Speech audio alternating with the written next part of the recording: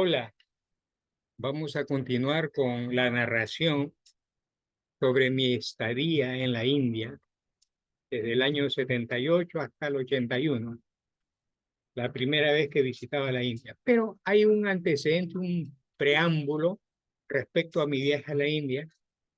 La academia de karate que yo fundé en el año 69 tenía como nombre Academia Zen Dharma SRL, pero su nombre de promoción, de publicidad para el exterior, para los alumnos, era Templo Zen Dharma. Quedaba en la avenida Mariscal Lamar 1336, Santa Cruz, Miraflores. Hacíamos mucha propaganda en los diarios, una gran afluencia de alumnos. La cuadra 13 de Mariscal Lamar, Santa Cruz, Miraflores. Al terminar, justo en la 13 terminaba Mariscal Lamar y ahí estaba el cuartel San Martín. En la avenida del Ejército vivía Jorge Chinén, profesor de karate de la Federación Peruana de Karate, Jorge Chinén, vecino mío. Él me pedía a la academia Templo Zen Dharma para entrenar a sus alumnos, el profesor Jorge Chinén, profesor de karate de la Federación Peruana de Karate. Qué coincidencia, años después tuve la oportunidad de enseñar a su hijo en la gran unidad escolar Ricardo Palma en Surquillo, a su hijo, al hijo de Jorge Chinén, famoso, delgado pero muy efectivo. En esa época, el 75, 74, también conocí a Ochiro Masa, que cuando vea este video seguramente va a recordar aquellas épocas, ¿no? Y los alumnos, la yegua, etcétera. Tenía yo una oficina en Salaberry, Capa Yupanqui 957, oficina 606. Ahí atendía pacientes, clientes. Estaba ahí también la Sociedad Peruana de Psicopedagogía Clínica. En esa época también teníamos asesores, por ejemplo, el doctor Hugo Díaz Vázquez, padre de una gran amiga mía, que es psicóloga. También estaba el doctor Peña Cabrera, conectado con la Universidad de San Martín. El doctor Alcibiades Horna Figueroa, fundador, director del Instituto Carrión y después, posteriormente, fundador, creador de la Universidad Norbert Wiener.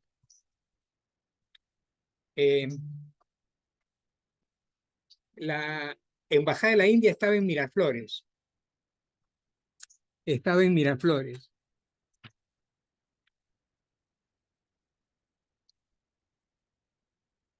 Ignacio de Loyola, en la avenida Ignacio de Loyola en Miraflores.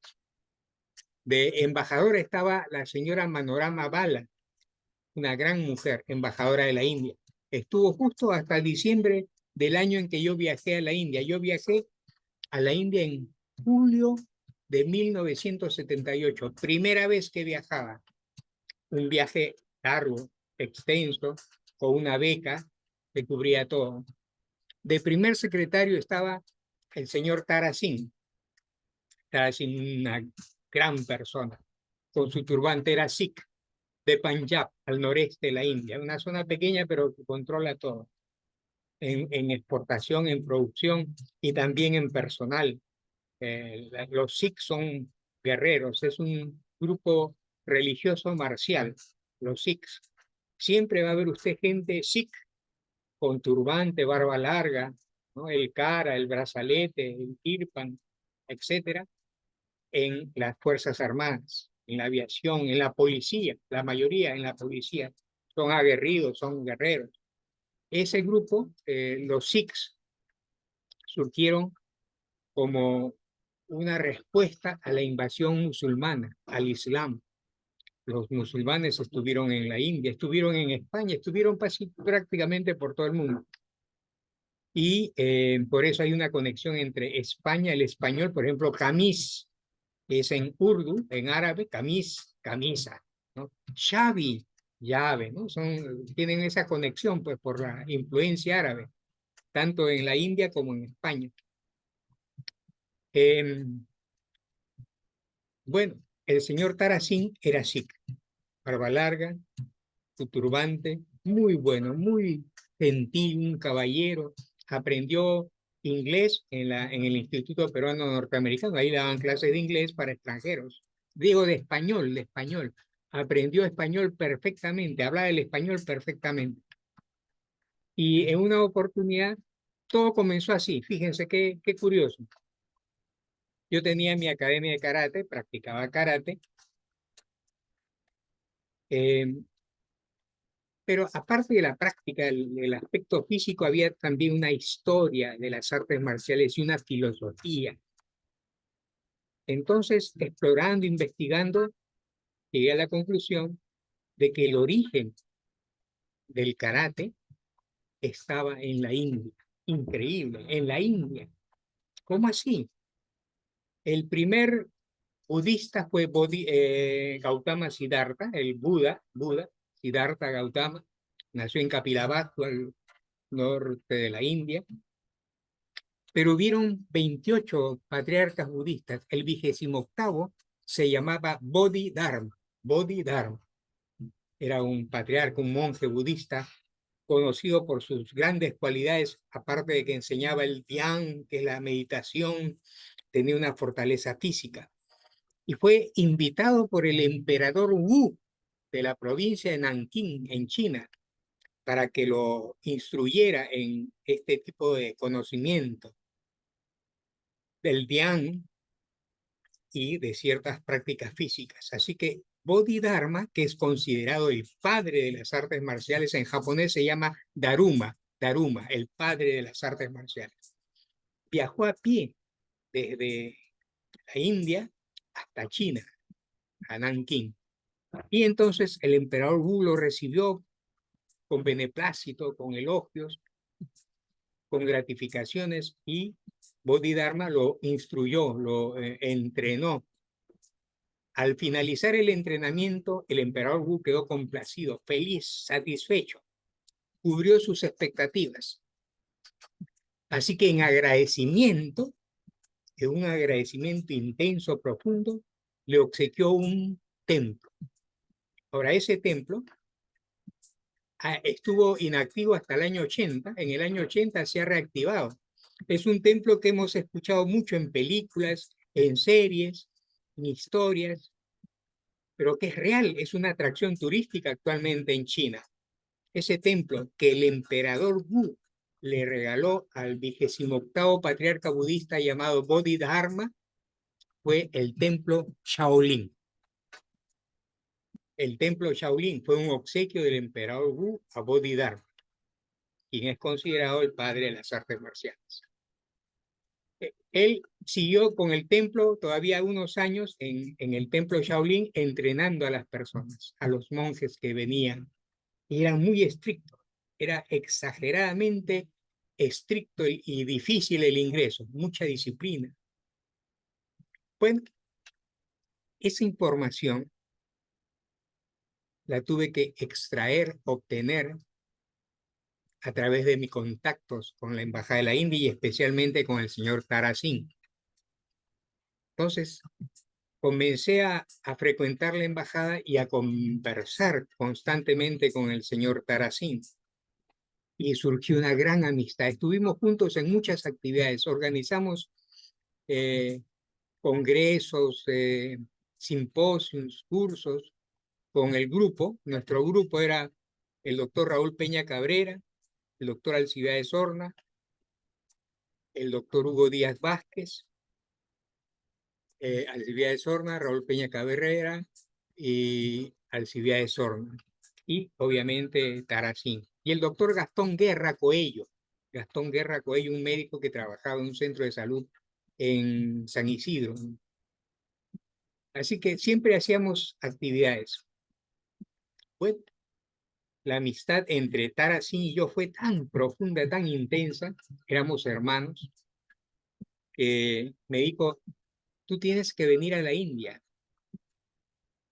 porque yo pronto voy a tener que regresar a la India y nos vamos a separar.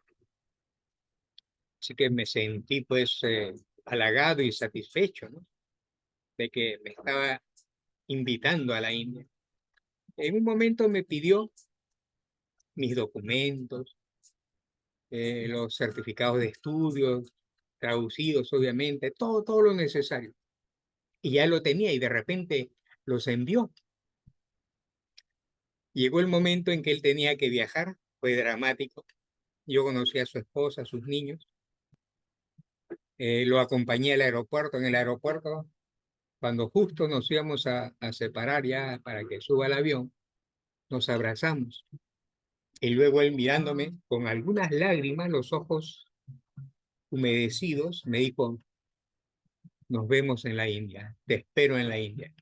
En español, porque él hablaba español.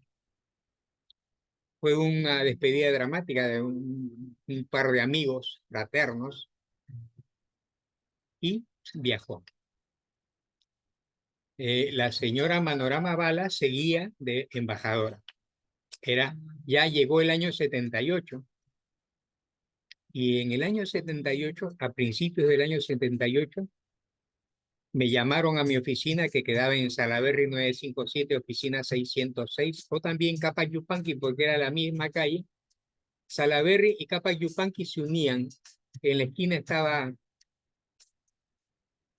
varios, el mismo dueño de Latina, bueno, y me llaman por teléfono de la embajada y me dijeron, señor Hernani, tiene que venir a la embajada, es urgente. Así que agarré mi auto y me fui a la embajada, ¿no? Que quedaba en Ignacio de Loyola, unos 50 en Miraflores. Entonces me acerqué, había un representante que era el señor Ernest, que lo reemplazaba al señor Taracín, que ya me lo había presentado, el señor Ernest, delgado él, muy bueno también, y me dijo, mire, ha llegado un comunicado de la India de que usted va a viajar, ha llegado la beca, viaja becado, tiene que estar en septiembre, empiezan las clases en septiembre, sí, en septiembre, entonces póngase inmediatamente en orden para que pueda viajar, acá está todo lo necesario, el pasaje, etcétera. Fue una sorpresa, pero agradable, ¿no? Primera vez en mi vida que iba a viajar por un periodo extenso. Así que incluso me inscribí en el peruano británico para aprender inglés. Me hicieron una prueba, terminé en el segundo o tercer nivel. Y llegó el momento. Viajé por Braniff, que todavía existía. En esa época estaba de presidente Francisco Morales Bermúdez, o sea, había todavía un gobierno, una dictadura. El INABEF tenía sus reglas, prohibido sacar dinero, dólares, prohibido los dólares. Para poder llevar dólares o recibir dólares en el extranjero había que hacer un trámite engorroso, difícil. En mi caso yo era un becado que recibía asignación mensual, no había necesidad. Era una beca completa, integral. Yo recibía 500 rupias mensuales. Así que para evitar todos esos trámites decidimos no llevar dólares. Pero mi padre me obsequió 500 dólares que yo los puse en mi tesis, porque llevaba mi tesis también conmigo, eh, las artes marciales como elementos psicoterapéuticos, que era más específico, el karate como elemento psicoterapéutico. Y en una de las hojas puse los 500 dólares y con la otra hoja la pegué para poder llevarme los dólares sin que hubiera problemas. Así que viajé, Brani, a Nueva York. En Nueva York, como no tenía visa, apenas llegué, el cónsul, bueno, el que estaba a cargo, llamó a un policía afroamericano que estuvo junto a mí hasta el momento en que embarqué en Air India. Air India. Y el viaje llegó a Nueva Delhi a la 1 de la mañana. Generalmente la mayoría de los vuelos llegan de madrugada. Hay unos cuantos que llegan bien en la mañana o en la tarde, pero estos generalmente la mayoría llega de madrugada, quizás por el cambio horario. Jet lag, aparte de eso. Llegué, nadie me recibió. Afuera era año 1978, Nueva Delhi. Eso era un loquerío, gente, pero por todas partes. Los mototaxis que son originarios de la India, de ahí han venido acá, en el año 78, todos eran mototaxis. Y la gente ahí, taxi, taxi. Entonces, el inglés de los nativos de la India, pues es diferente, ¿no? Por ejemplo, si yo digo, I will work, voy a trabajar. I will work. Ellos no usan el will con B doble, sino con B chica. I will work. I will work. O sea, entonces, uno que está acostumbrado al uso del inglés tradicional, regular, encuentra dificultades cuando hablan los de la India. Así que yo decía, hotel, hotel, hotel, ya que nadie me había ido a recibir, pensando yo que alguien me iba a recibir, nadie me fue a recibir. Así que tomé un taxi y me llevó a un hotel. Yo decía, hotel, hotel, hotel, hotel, y me preguntaban, pues, ¿qué hotel? Seguro. Yo decía, hotel, hotel, estaba con qué hotel. Y me llevaron a un hotel llamado Akbar. Era un palacio. Entonces me dijeron, ¿tiene reserva en inglés? No, le digo, ya está bien.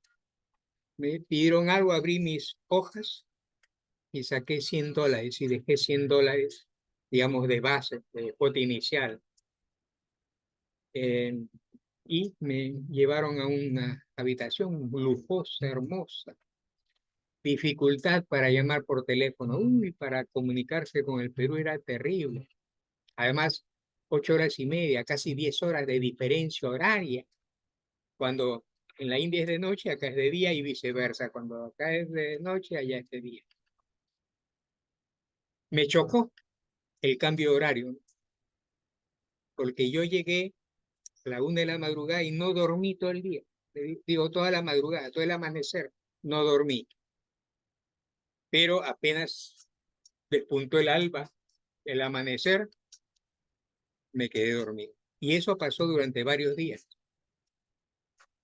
Y obviamente dormía en el día y estaba despierto en la noche hasta que rompí eso, ya me adapté, me sentí ya en ambiente y busqué Embajada de la India que quedaba en Chantiniketan y llamé. Me contestó el mismo embajador, Vargas Quintanilla, que era embajador del Perú en la India, y la embajada quedaba en la calle Chantiniketan, un lugar muy bonito, cerca a donde estaba mi hostal, en Safdarian, en House Cas. Entonces conversamos, le digo, yo soy José Luis Hernani, soy un estudiante que ha llegado acá a la India becado por el gobierno y me estoy comunicando con la embajada. Ah, muy bien, hijo, qué bien. ¿Dónde estás alojado? Le digo, estoy en el Hotel Akbar. Caramba, me dijo. Así que eres millonario, porque ese es un hotel de lujo, de mucho renombre. No, le digo, yo no sabía, me trajeron acá. Así que ya hice los arreglos y al día siguiente pagué la cuenta que me dejó prácticamente con pocos dólares, casi lo mínimo, porque el hotel costaba pues un ojo de la cara. Y me fui en un taxi a la embajada, del Hotel Akbar a la embajada. Llegué, me recibió el señor Castillo, que era secretario de la Embajada de Perú, que fue mi alumno de karate, que después nos encontramos, que llegó a ser embajador de Perú en Egipto, el señor Castillo, fue mi alumno, mi primer alumno de karate en la India. Y entonces de ahí, en la Embajada de Perú, me comuniqué con Relaciones Exteriores, con External Affairs se llama lo que es Relaciones Exteriores. El Ministerio de Relaciones Exteriores sería External Affairs Ministry. Perdón, y hablé con Tara Singh, el señor Taracena se puso feliz y eh, eh, me dijo que me comunique con el choquidar, el guardián, el empleado, el vigilante de eh, la embajada del Perú en la India, en Chantiníqueta, y le dio las direcciones. Así que me embarcó en un taxi y yo llegué al Ministerio de Relaciones Exteriores, External Affairs, y llegué y hablé con él. El encuentro pues, fue majestuoso, ¿no? Él feliz de verme y a la vez de poder hablar en español conmigo y que todos estuvieran absortos, atónitos, ¿no? Observando cómo hablábamos en español. Me invitó a almorzar, regresamos, fuimos juntos a la embajada porque ahí estaba mi maleta, tomamos un carro y me llevó al hostal de estudiantes donde yo tenía que alojarme. Y llegué, así que me puse en contacto con el warden y conocí a los otros participantes. Era un hostal. ¿Cómo se dice hostal en hindi? Chhatravas. Chhatravas. Chhatravas. Es hostal. Videshi Chhatravas. Hostal de extranjeros.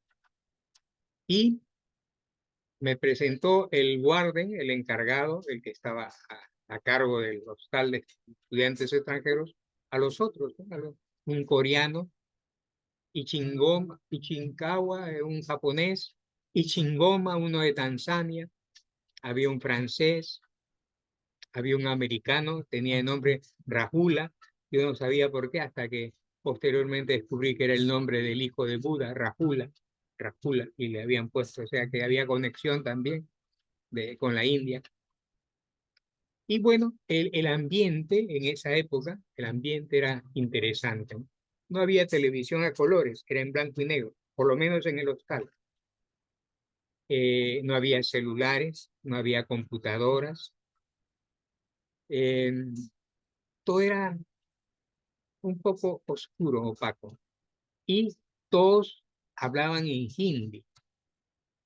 Es un poco como, me acuerdo que tuve una comunicación con un compañero hindú que estudió en Rusia, es médico ahora, y cuando yo le decía que cuando yo estaba dando clases en la Embajada de Rusia de karate, me decía, ¿y cómo te comunicabas con los rusos? Le decía, yo tenía unos alumnos que hablaban ruso. En el mismo hostal habían 3 estudiantes rusos, pero ellos hablaban inglés. El común denominador en el hostal y en todas las universidades y centros educativos en la India para los estudiantes extranjeros es el inglés.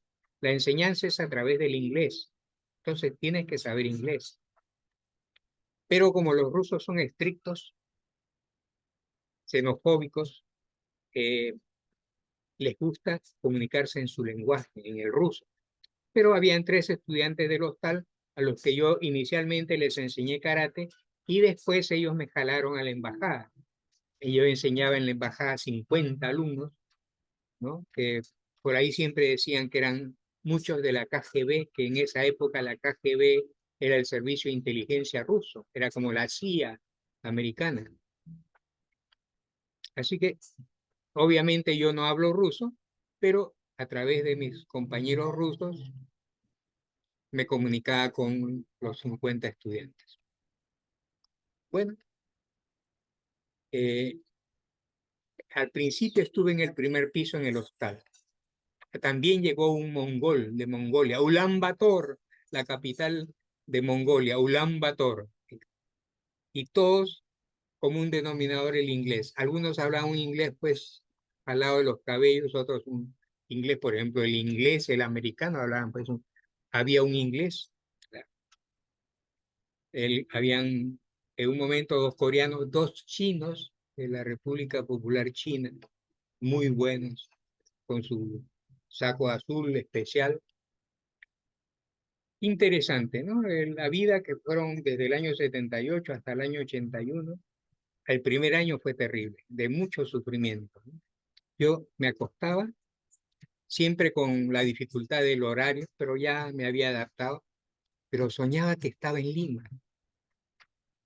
Soñaba que estaba pues, en el templo Zen Dharma, que estaba en Salaberry, que estaba en Pueblo Libre.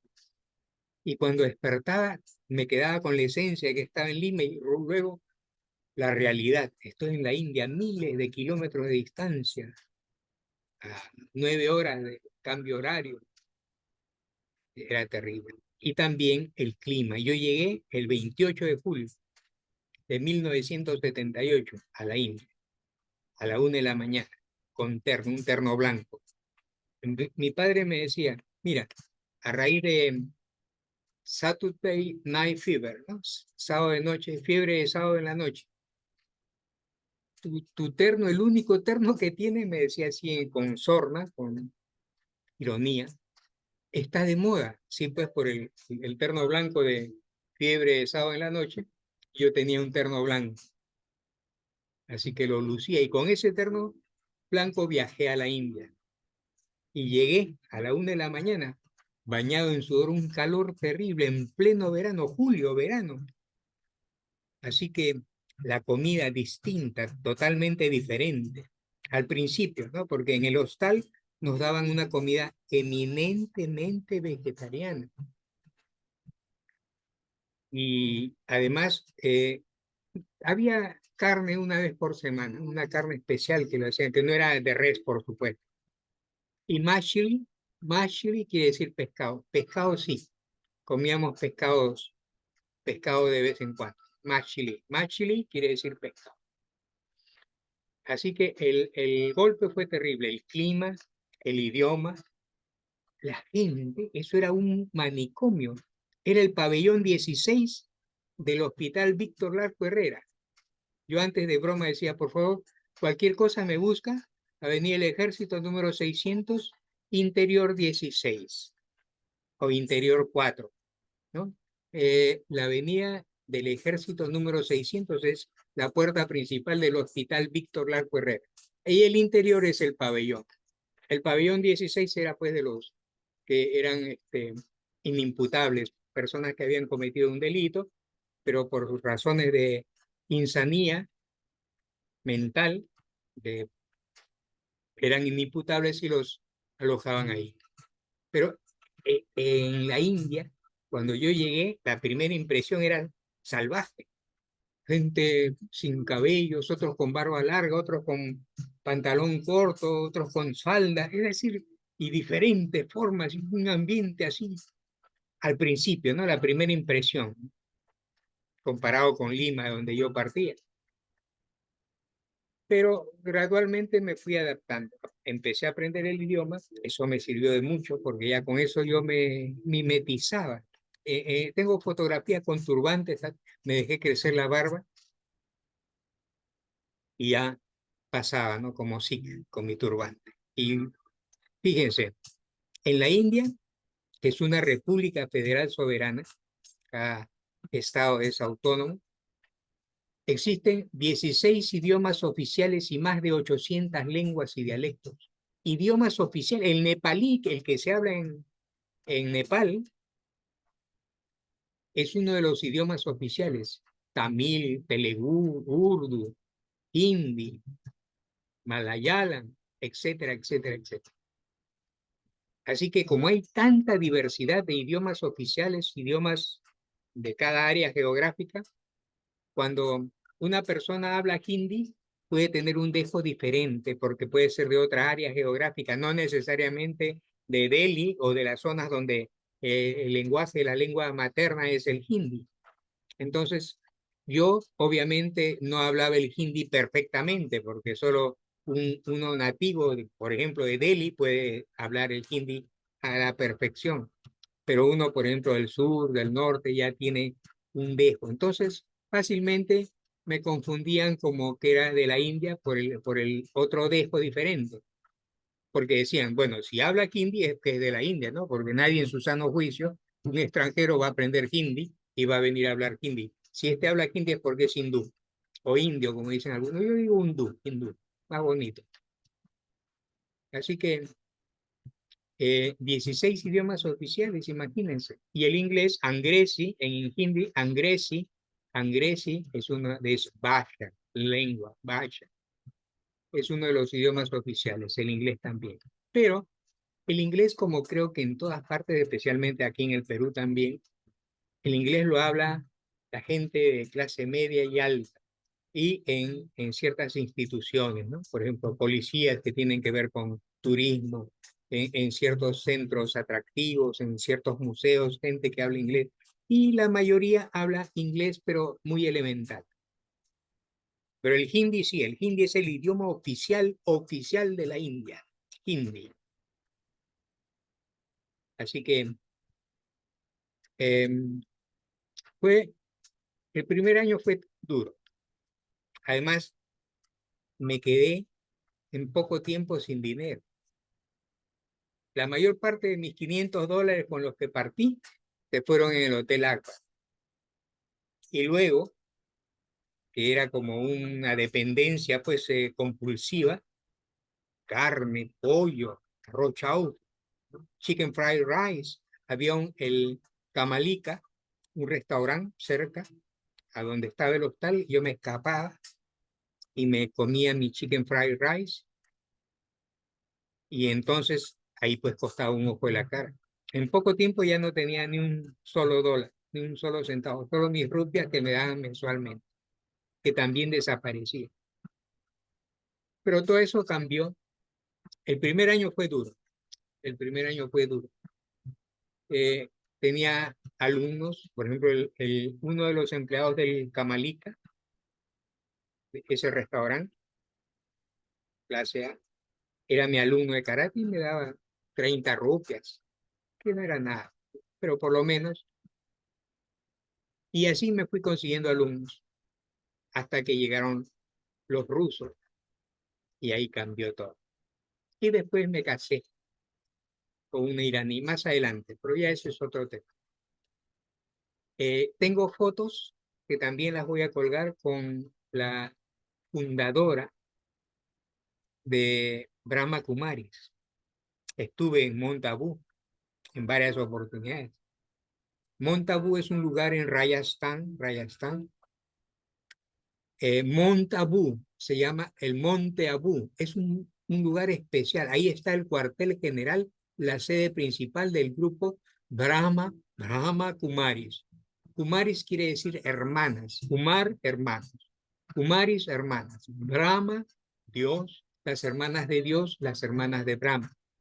Es el único grupo en el mundo donde, el único grupo de yoga donde quienes controlan, monopolizan, regentan, dominan, son mujeres.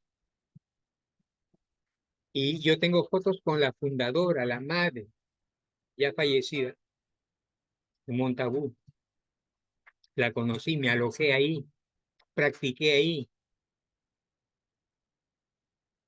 ¿Y por qué el Monte Abu, la sede de Brahma Kumaris, es tan interesante? Porque es una montaña, fíjense, una montaña que en la cúspide tiene un cráter, mentiras, no es un volcán, tiene un lago con agua, un lago.